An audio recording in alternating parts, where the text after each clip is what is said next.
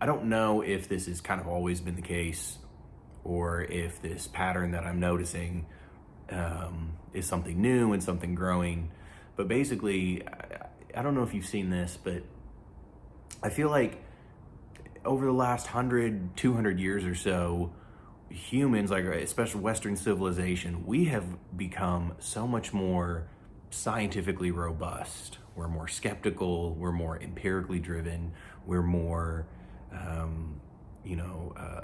rational and less superstitious than ever before. But also, we're at a point where people can't even agree on the shape of the planet. Like, I mean, there's more than that going on, obviously, but we're somehow less superstitious, more rational, more skeptical, and more scientifically minded than humans have ever been. I mean, more people are, the kind of stereotypical atheist that only believes in science, but also there's a huge swath of people that we can't even agree on basic claims about physical reality. We can't agree on biology anymore. And that's not to make a statement one way or the other about it. That's really not my interest or the purpose of what I'm doing. It's more to point out the fact that there is a disagreement. People can't agree on basic claims about biology. We can't agree on basic claims like whether or not space is real. So it's like this divergence where, as we've become smarter, we've become dumber. As we've become more measured in our understanding of the physical world, and as we've had increases in our technological prowess, we're also reverting more than ever. We're also trying to, it's like in that pursuit, we have lost something, and people are trying to get it back by adhering to claims that their own personal opinions on reality supersede anything objective that we might know. That's the first claim I'm going to make is does anybody else see that? Because I certainly do. Side note to that, maybe that's always been the case. I can admit I didn't live 100 years ago. I wasn't alive for multiple eons, so I haven't seen patterns of human behavior. So I can't claim that it's human nature that we want to assume that whatever is going on is special to the moment we're in or special to the place we're in, but that could totally not be the case. And maybe this has always been what's going on. However, I would bet that 50 years ago, the percentage of people who believed the earth was flat or didn't know what shape it was or didn't know whether or not space was real was much smaller than it is now. So I'm going to throw that out there and let the internet do the research. So that's number one. The second thing would be why. If we take it that pattern is true and it's emerging in that way, why is that happening? What's the cause of it? And I think that there's a couple reasons why that might be the case.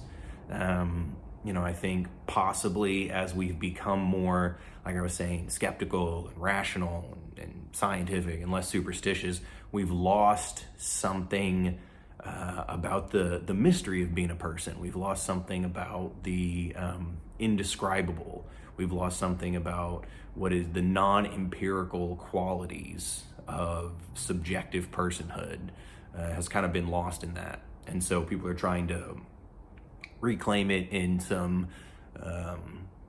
somewhat goofy kind of ways. But I think really what's happened is, for me, I've seen this, I think what's going on is as we entered a place, just in terms of our collective thought, maybe about 100 years ago, 200 years ago, where the belief that everything could only be objective. That is to say, everything could be understood empirical. The subjective experience of a person is not real. Basically, the idea that only what can be measured and studied and empirically verified is real, everything else is nonsense. By saying everything is objective, we simultaneously are saying everything is subjective. Because what happens is, if you want to say everything is objective, pretty quickly you will fall into an epistemological kind of infinite regress where the baseline of how do you know that, how do you know that, how do you know that eventually you get a bedrock of, I feel that way. It's an instinct, it's an impulse. It seems to be true. Whatever you're looking at, whatever you're studying, that's where you'll sort of end up. And so by saying everything is objective, and then you say, well, what is objective? You dig deep enough, eventually you kind of come full circle back through like the bottom of Dante's Inferno, where everything inverts and comes back the other side. We get to this point where, okay, well, reality is what I feel it is. If you want to say everything's objective, you simultaneously are saying everything is subjective. And we get all the way full circle back to everybody can just say, well, this is what I think reality is. This is what I think that is. This is how I feel this thing ought to be. And therefore, that's what it is. And so by overemphasizing, putting too much weight into one, we actually throw the system into balance. Material imbalance and systematic decay happens whenever you have whenever you lose equilibrium between two pieces like that. So there is an objective reality. There is measurable components to what we're doing. You can transfer information, you can transfer knowledge, you can transfer instructions. If something could be you can replicate experiments in a lab, like that's all true, right? But no individual person occupies ground zero of objective truth. Like we're all subjective in our personal experience. We're all sort of prisoners in our own subjectivity to that degree. We're all also privy to an experience that nobody else will have. Like only you are going to have your experience. And so that's something unique to you. You get a unique experience. However, it's at the cost of never truly being in a position of pure objectivity. I think some people are uncomfortable with subjectivity. They're uncomfortable with the personal and the parts of reality that can't be measured or put into a box or anything like that. And they try to shy away from that and put that down. But you can't ever escape that. We can't escape our own subjectivity, no matter how much we may want to. But also, we don't get to be the authority over objectivity, right? I'm not God, you're not God. Nobody gets to claim that their opinion is an objective fact. And that's kind of where I see the divide happening, where I see it splitting.